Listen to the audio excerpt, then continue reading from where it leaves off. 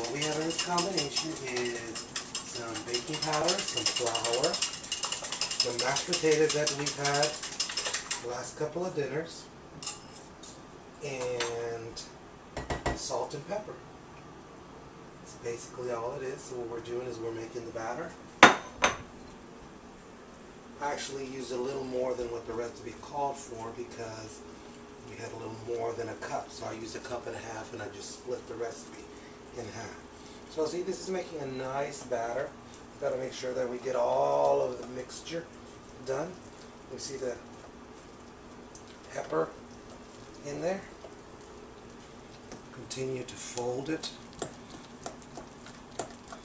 What we don't want is lumpy potato pancakes. Those aren't good. So, anyway, we're making the batter. So the bottom's still not 100% mixed in, but it sure does look good. One of the other things that I folded into it was Parmesan cheese. Give it a little Italian twist. And if you'd like, this can be used for breakfast. This can be used as a side dish, served over a marinara sauce, maybe even an Alfredo sauce. Give it a little kick. Top it with basil. It's beautiful. Beautiful thing. Okay, so we got our batter mixed. So now what we're going to do is we're going to get a pan.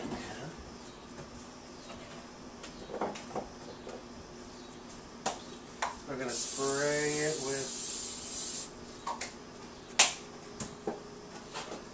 and then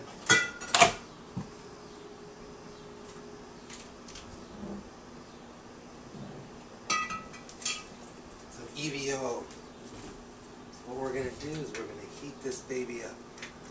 Just going to use a little bit of the EVO just to make sure that it's fried. And what I'll do is I'll also mix a little bit of vegetable oil. Kind of give it a different kind of taste. And we'll wait until this heats up nice and hot before we drop it in. Okay? So while we wait, it's a great time to clean. Clean as you go.